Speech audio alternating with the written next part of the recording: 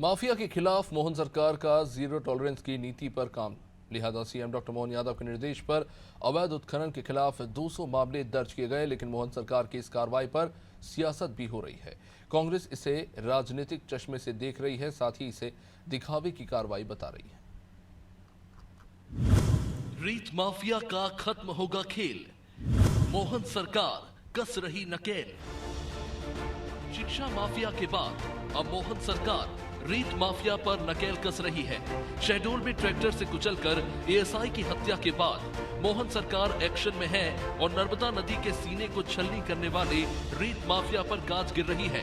मुरैना में पहले प्रशासन ने रीत माफिया को सबक सिखाते हुए इनके मकानों पर बुलडोजर चलाया, तो अब सीएम डॉक्टर मोहन यादव के निर्देश पर अवैध उत्खनन के 200 मामले दर्ज किए गए हैं। इतना ही नहीं, डंपर, पोकलीन मशीन, पनडुब्बी भी जब्त हो गई है। 1 करोड़ 25 लाख रुपए का जुर्माना लगाया गया है। अब रेत माफिया पर हो रही इस ताबड़तोड़ कार्रवाई को बीजेपी मोहन सरकार का गुड गवर्नेंस बता रही है। निसंदेह जिस प्रकार से डॉक्टर मोहन यादव महाराजा विक्रमादित्य हमारे यहाँ परम प्रतापी शासक हुए हैं, उनकी भांति सिद्ध हो रहे हैं, एक कुशल प्रशासक। और उन्होंने जिस प्रकार से भगवान रूपी जनता के लिए 370 से अधिक जो योजनाएं चल रही हैं, उसके द्वारा वो बंशी बजा रहे हैं, मुरली बजा रहे हैं, उसका लाभ पहुंच रहा है पुष्प से ज्यादा सुकोमल। साथ ही साथ जो अपराधी हैं, जो माफिया हैं, उनके खिलाफ वो वज्रदंड का प्रहार करते हैं, सुदर्शन चक्र का प्रहार करते हैं, मुष्टि का प्रहार करते हैं। यह उसी दिशा में एक कदम है। पहले भी हमने खनन माफिया हो, शराब माफिया हो, खाद माफिया हो, भू माफिया हो, उनके ऊपर एक्शन लिया हुआ है। लगभग 25,000 एकड़ से ज्यादा की भूमि रिक्त कराई है और लाखों टन हमने रेत जब्त की हुई है। मोहन सरकार ने 15 जून तक अभियान चलाकर रेत माफिया पर सख्त कार्रवाई के निर्देश भी दिए, लेकिन अब इन कार्रवाई को कांग्रेस सियासी चश्मे से देख रही है, या यूं कहें रेत माफिया पर कार्रवाई अब सियासत के केंद्र में है।